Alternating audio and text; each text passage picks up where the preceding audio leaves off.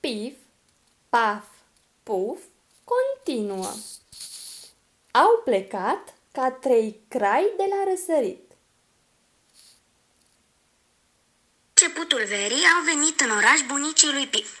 Amândoi îl iubesc din care afară. Bunicuța poartă chelari, are părul alb și întotdeauna are de lucrat ceva cu mâinile. Împletește coase, răsucește țigări pentru bunicuțul. Bunicuțul are o barbă albă, niște ochi verzi ca cadelele și miroase întotdeauna a tutun. Vin amândoi de la țară, de la moșie. Pif n-a fost niciodată acolo, dar acum se duce. Așa a hotărât bunicuța. Din ziua întâi, când l-a văzut, a spus: mie nu prea-mi place cum arată copilul acesta, prea e alb și delicat la obraz, prea îl țineți închis în casă. Ia să mi-l lăsați mie și am să vi-l aduc la toamnă negru ca un pui de țigară. Zici, Pif? Întrebă bunicul scoțând țigareta din gură. Ți-ar plăcea ție să te faci negru ca un pui de țigan? Pif n-a văzut în viața lui un pui de țigan. Se uită la prieteni să-i întrebe dacă n-au văzut ei cumva. Puf dă din coadă, în semn că nu. Nu, n-a văzut nici el până acum un pui de țigan. Paf râde cu gura până la urechi. Nici el n-a văzut, dar el crede că trebuie să fie foarte nostim un pui de țigan. Ceva să te strâm de râs. Ei, ce spui, Pifișor? Îl întrețește bunicuța cu întrebările. Mergi cu noi? Vrei să te joci în livadă? Să te dai în leagăn? Să te plimbi călare? Să mergi la scăldat? Dacă e vorba de dat în leagăn, de plimbat călare și de scăldat, apoi atunci nici nu mai încape vorbă că merge. Dar nu-și poate lăsa prietenii, spune cu îngrijorare. Merg, dar numai dacă îi luăm cu noi pe Paf și pe Puf.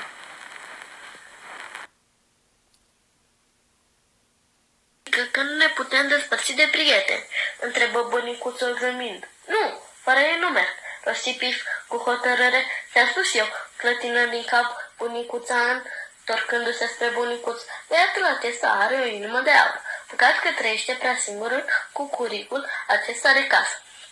Pe urmă, bunicuța i-a dezmietat creștetul și l-a încredințat cu bunătate care să împlinească voia.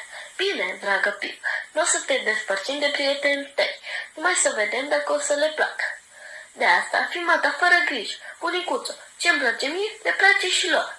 De aceea nici nu o să ne despărțim niciodată. Măi, se miră bunicuțul. Strașnică prietenie! Numai să vă țină mult! Bunicuțule, eu nici când am să fiu bătrân ca mata și am să am barbă albă, tot n-am să mă despart de Puf și de Paf. Am jurat! Bunicul își privește nepoțelul cu înduioșare. Copile, ce știi tu, copile? Spune într-un târziu și face un semn cu mâna, împrăștiind fumul țigării. Ia lasă acum dumneata și nu mai strica inima băiatului, rostește bunicuța răsucindu-se în jilț. Mai bine te-ai duce și ți-ai căutat de treburi, că nu o să stăm mult în fumăraia și hărmălaia aceasta de oraș. Simt că n-aș putea trăi aici. Mă înăbuș. Peste 2 zile au plecat. Au plecat cu automobilul.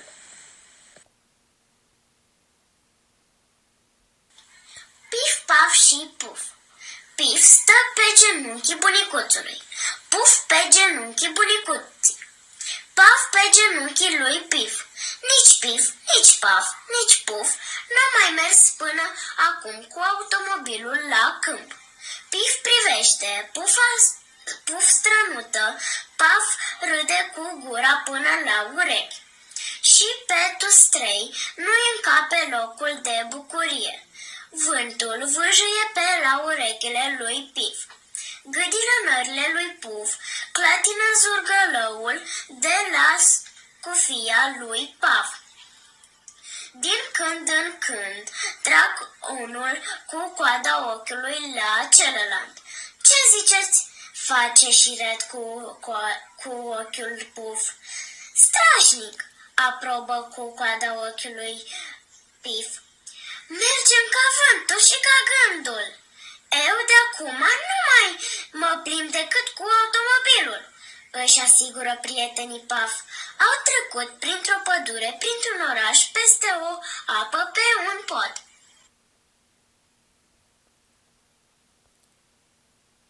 Dacă lui Piff i-ar fi povestit cineva vreodată vreun basm, el ar crede că aleargă acum ca făt frumos, fugărit de strâmțuroaică, mama smeilor, cea urâtă și rea.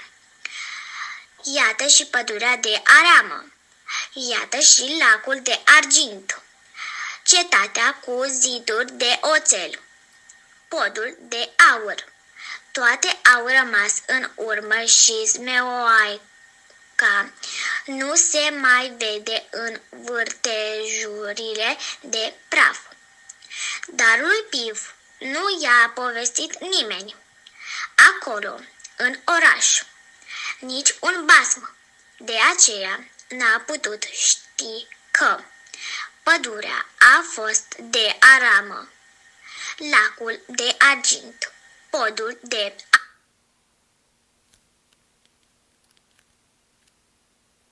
aur și zidurile cetății de oțel.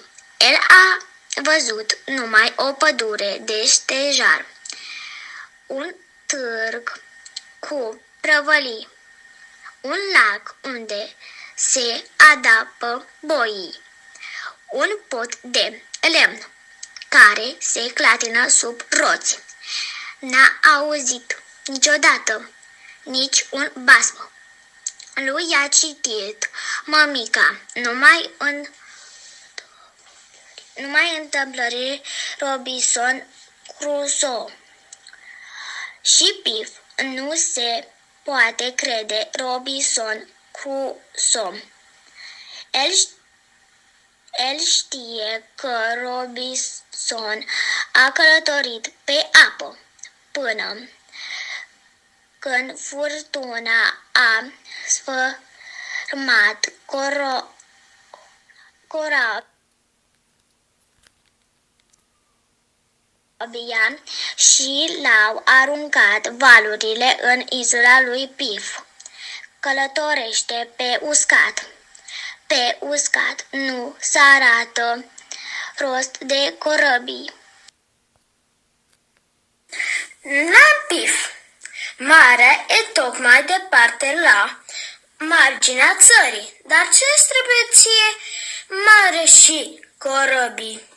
Vreau să fiu Robinson Crusoe. Își mărturisește Piff ambiția lui. Pentru asta aveam noi un fel de baltă, spune.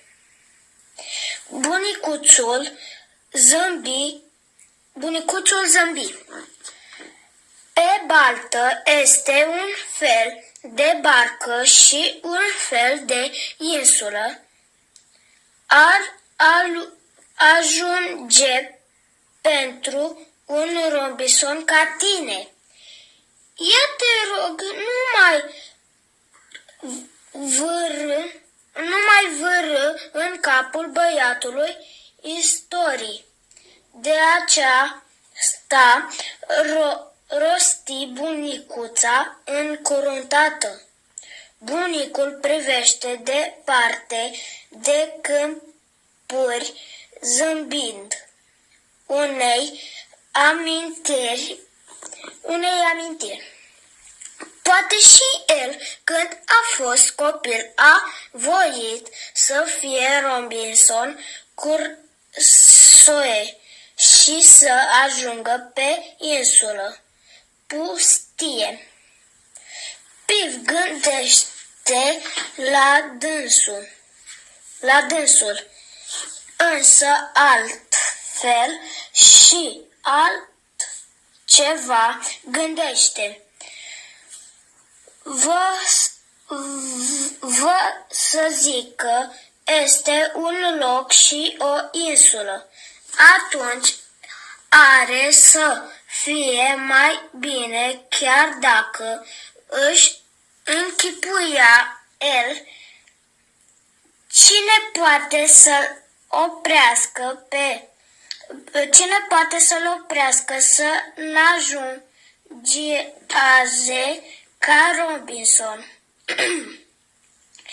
Are să se plimbe în insulă în haine de piele, cusute cu sfoară și cu o umbrelă mare cât un cot. Are să crească pui de capre și are să vâneze păsări. Puf are să-i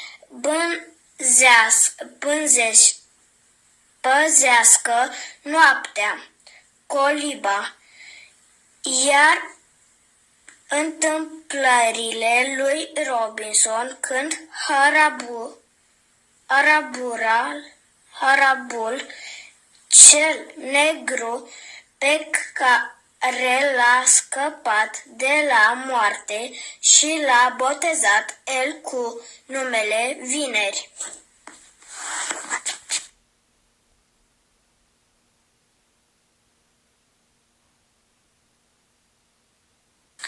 Ești obosit, Pif? De ce ai tăcut așa?" întrebă bunicuța. Ție somn?"